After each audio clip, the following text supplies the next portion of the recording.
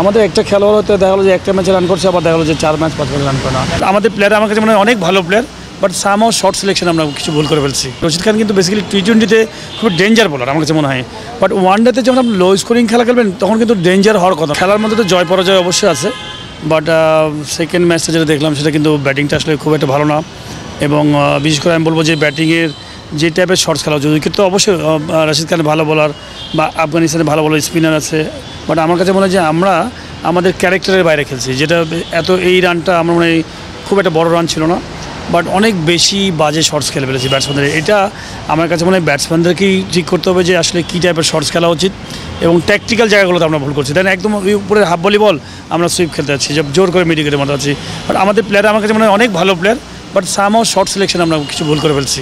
না, হয়তো কনফিডেন্সের কিছু অভাব আছে, বাট আমি মনে করি আমাদের অনেক প্লেয়ার আছে যে আরামসে হ্যান্ডেল করতে পারে। রশিদ খান কিন্তু বেসিক্যালি টি-20-তে খুব ডেঞ্জার বোলার আমার কাছে মনে হয়, বাট ওয়ানডেতে যখন আপনি লো স্কোরিং খেলা খেলবেন তখন কিন্তু ডেঞ্জার হওয়ার কথা না, বাট আমরা গত ম্যাচে খুব বেশি অতিরিক্ত বাজে শর্টস খেলে ফেলেছি। আমার কাছে মনে হয় অতিরিক্ত বাজে শর্টস খেলে ফেলেছি, যার জন্য হয়তো ভালো কিছু করতে নেই। যখনই 3-4 উইকেট পড়ে গেছে, প্রেশার পড়ে গেছে, নেক্সট ব্যাটসম্যান বোলাররা তখন অ্যাটাক করেছে, ফিল্ডার অ্যাটাক করেছে, তো মেন্টাল প্রেশার চলে আসছে আমার কাছে মনে হয়, প্রেশারটা চলে আসছে মেন্টাল।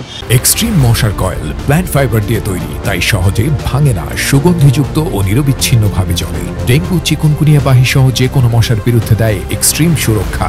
আমি মনে করি নর্মাল রিল্যাক্স খেললে বাংলাদেশ ওয়ানডেতে অনেক বেটার সাইড আমি মনে করি আফগানিস্তানের চেয়ে, বাট উপর থেকে রান আসছে না, উপর থেকে রান করতে হবে। টপ অর্ডার আপনি যদি দেখেন কেউ রান করছে না, বাট আমার মনে হয় যে রান করলেই সব ঠিক হয়ে যাবে। আমাদের মেন প্রবলেম যেটা হচ্ছে আমার মনে হয় ব্যাটিংয়ে।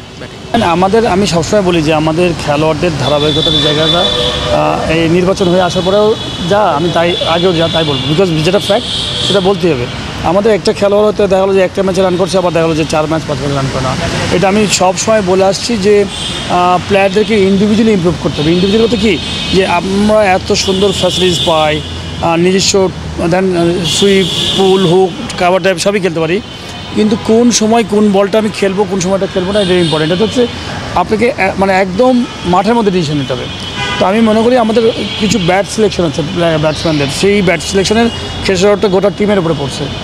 তো আমি আশা করি যে নেক্সট যে ম্যাচটা আছে তারা কাম ব্যাক করবে, এবং টিম আমি মনে করি এখনও ভালো টিম, অনেক ভালো ভালো প্লেয়ার আছে আমাদের, বাট রান করতে হবে ব্যাটসম্যানদেরকে। আমরা অনেক সময় কখনো কখনো কোনো সিরিজ খারাপ হয়ে গেলে বা খারাপ সময় গেলে, আবার ভালো সময় গেলে খুবই ভালো, পুরা সবাই খুব ভালো কাজ করেছে তা না, রেজাল্ট কিন্তু আসে আলটিমেটলি আপনার দীর্ঘ সময় কী করেছেন পিছন দিক থেকে আপনি কিন্তু রেজাল্ট আসে।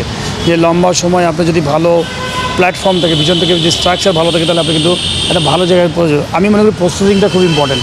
তো রেজাল্ট কিন্তু আপ অ্যান্ড ডাউন হবে, কিন্তু আমি বলবো যে আমরা কি করছি, আমাদের পিছন থেকে প্লেয়ারগুলো কীভাবে সাপ্লাই দিচ্ছি, ভালো প্ল্যানিংগুলো ঠিক আছে কিনা, পরিকল্পনাগুলো সব ঠিক আছে কিনা। আর রেজাল্ট কিন্তু একটা আউটকাম, দুটো টিমই খেলতে আসে, কেউ জিতবে কেউ হারবে, বাট এটা বলবো যে আমি মনে করি যে এখন যে পরিকল্পনাগুলো হচ্ছে ইনশাল্লাহ দেখবেন যে অনেক ভালো ভালো পরিকল্পনা আসবে, এবং বিশেষ করে ন্যাশনাল টিম বা এজ গ্রুপ বলেন, প্রত্যেকটা জায়গায় খুব সিরিয়াস। আর যারা নতুন এখানে আসছেন সবাই কিন্তু আমার কাছে মনে হয় যে খুবই ডিটারমাইন্ড যে ভালো কিছু করবো।